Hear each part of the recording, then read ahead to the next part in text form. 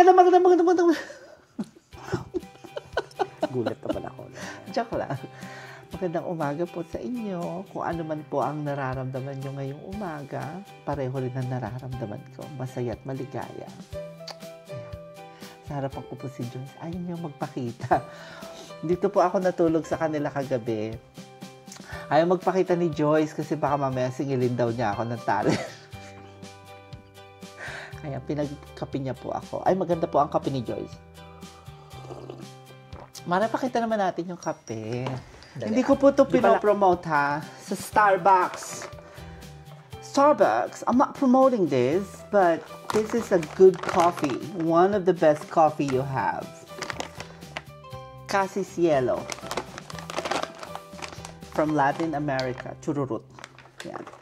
And, Diyos ko, sa mga mahilig mag-caramel macchiato. Ayan. Diyos ko, alam niyo kung gaano to kalaki. 1.7 liters. Oh, $8, diba? Hindi ko matanda. Mga $8. Parang lang mo na $9. The best. I like. Hindi ko siya pinopromote para bilhin nyo, pero masarap po siya. Para sa coffee lover na katulad ko. Maraming salamat sa pagmamahal na tunay na kape.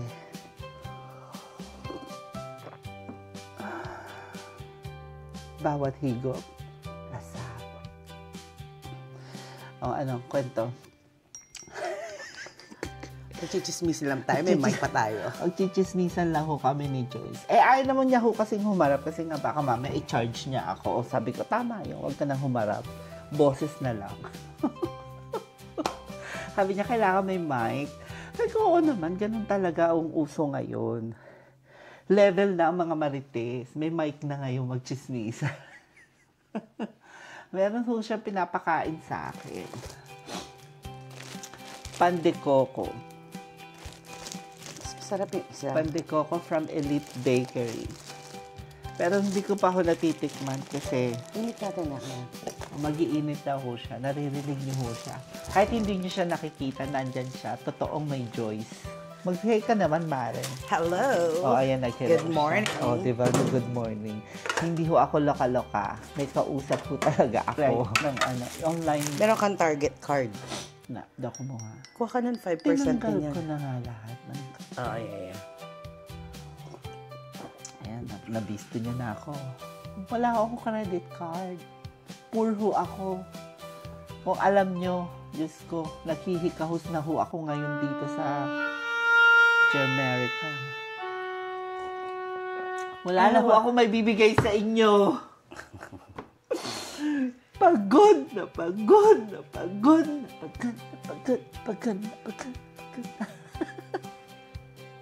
Ang aga-aga ko lokal. Kasi wala kang contractor na father. May contractor ka. Gahanap ho ako ng bagong sponsorship. Yung mga contractor ng DK. Sa hindi ho nakakaalam kung ano ang DK. Ano sa English ng DK? Sige nga, sagutin nyo. Alam nyo? Hindi nyo alam kung ano ang DK. Ano ba DK, Joyce? Hindi mo... Hindi rin alam ni Joyce kung ano ang DK. Kasasakit ang ulo ko. DK! Hindi mo alam? Hindi, ano ba yun? Dike. Ay sa water. Ayan, alam niya pala. Kailangan English. Pero hindi, sa totoo lang ho. Joyce, usapan lang to ha. Tamaan na ho yung magagalit at chismisan lang namin ni Joyce tuwing umaga. Kung may mabanggit man kaming pangalan, pasensya na kayo. Katotohanan lang. Serbisyong totoo. Charot. Hindi, sa totoo lang, di ba? Minsan, pag nagsasalita, kita mo, hindi nagpa-process yung thoughts ko sa utak ko eh. Maaga pa na yung maaga. Magkape ka pa. Hindi, ang ibig ko hong sabihin, wag kayong magagalit dun sa mga tao na nagpunta sa abroad, pagkatapos, minsan may mga salita na silang hindi nila mabanggit, masambit, kasi nawawala na po yun minsan dahil yung English na yung lagi nilang sinasabi. O kung nasa isang bansa siya, ganun na yung salita niya laging sinasabi. Siyempre, yung Tagalog, medyo nababawasan na yun. Kaya wag ho kayo magagalit, hindi umaarte yung mga tao. Totoo po yun, realidad po yun. Ako, katulad ko ho, nag-i-Spanish ako, nag-i-English ako, nagtatagalog, o ano pa. Diba? Naghahalo-halo po siya. Para po siyang session ako kaya sinisipon ako. Para po siyang halo-halo. Diba? E nilagyan mo pa ng ubi sa ibabaw, tsaka leche flan. Oh, patay na. Special. Special yung utak mo. So anyway, masarap po yung kape. Sa kasunod na sinasabi ko, hindi po ako nagpo-promote.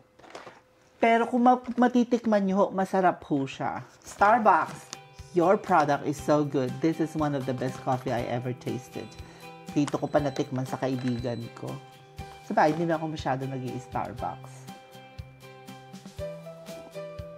Sa bahay, naggagawa na lang ako ng kape kasi. Ma'am, tapos na po yung iniinit niyo. Tapos na ba? Oo. Baka pwede na po tayo tumikim. Ayos ka. Ganyan yung mga bisita ngayon. Demanding. Siyempre, hindi ka makikilos sa bahay ng isang, diba? Kahit kaibigan mo yan, hindi ka kikilos basta-basta. Baka mamaya may madampot ka. Ano mo? Ingat ka kaya. Magkamali ka ng dampot. Diba? Bango ng amoy ng tinapay.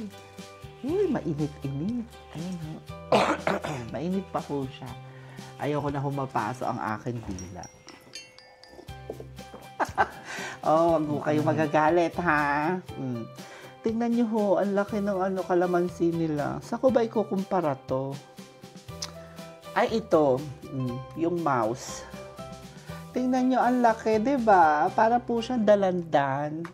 At dilaw na dilaw po siya. Hindi ko lang ho alam. Ayaw kong tikman kasi baka maasiman ako maaga pa. Maasim na ho ang lola nyo. Charot. Ay, ako. Oh.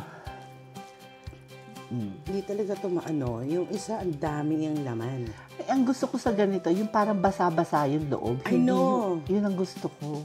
Ayan ho, binuksan na natin yung tinapay, ha. Hindi ho ako nagre-review ng tinapay. Tinapay po. Pero, napag-uusapan lang namin ni Jess, parang yung laman nasa isang sulok lang, Ay, no? nasa isang sulok lang. Ayun ho yung laman, no? Yung kalahati ho, walang laman. I know. Ba yung kabila pandesal, 2-in-1. Pwede. May point ka. Dapat ho ganyan. Pag nadidismaya kayo, bibigyan nyo ng dahilan kung bakit para hindi ho kayo mayamot.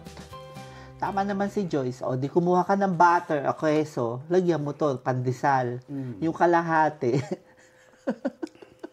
Ang sarap talaga nung isa. Kaya na ako. Kaya wala na. Isa-shout out natin to, ha? Doon ho sa kinauukulan na gumagawa ng Elite Bakery. Yung tinapay nyo po, masarap. Para siyang, ano yung tinapay na malambot? Ano? Yung pamayaman. Mamon? Ano ba? Hindi ko alam. Hindi, dito sa Amerika, bakla ka. Masakit. Hindi. May tawag sila dun eh. French ang tawag dun eh. Alam mo yun. So anyway, isa-shoutout ko lang ho kasi masarap yung tinapay, yung pagkakagawa. Kaya lang po nga, yung laman, nung pandikoko nyo, nasa isang side. Actually, 1/4 nito yung laman, oh. Andyan, ganyan lang ho siya, ha. Yung kalahati, walang laman. So, sabi nga ho ni Joyce, baka 2-in-1. Tama naman siya, may point. Pandesal, pandikoko. Kainin mo muna yung pandikoko, mamaya, kumuha ka ng butter o kaya keso. Meron kang pandesal. Kaya lang ho, dagdagan nyo ho yung laman. Dagdagan nyo ho, kasi ikalat nyo. Hindi ho ganito yung kapandiko kung kinalakihan namin. I know, sa atin, di ba? Yung para siyang ginawang... Takas mo ng konti. Yung ginagawa ni Father. Ano ba yan yung... Bukayo? Bukayo. Yeah. Okay naman yung bukayo niya. Kaya lang, parang ganito lang ang laman, nainitan kumalat, nado lang sa isang side. Dalawa ho yung binuksan namin ha. Hindi ko ho kayo nilalait. Pero yun ho ang pagkakakuha namin. Hindi ko pa nga ako maubos ayan Kasi baka mamaya maubos yung pandi ko agad. Ay, na tinitipid kasi nasa isang side lang. Siguro kainin ko muna yung kalahati, yung pandesal. Sausaw mo na lang sa, Ay, oo nga. Kape. Sausaw kape. Brioche! Brioche. Social. Parang, yun ho ang maganda dito sa tinapay na to. Para siyang brioche. Hindi ho nakakaalam ng brioche. Bahala kayo mag-research. Google nyo na lang. Google nyo na lang. Kasi pag in-explain ko yung brioche, baka sabihin nyo, social naman itong Malambot naman siya. tandaan. Yun yung sinasabi ko sa'yo. Para siyang brioche. Pakita mo yung laman. Pinakita ko na nga. Karampot. Bagong gising ho ako, huwag ho kayong malinlang. May lipstick talaga ako kasi forever, Maybelline. Maybe it's Maybelline. So anyway, ano naman po makapagkwentuhan ni Diyos sa akin kasi naka-mic. O sige, tapusin na muna ho natin to. Kakain muna ako.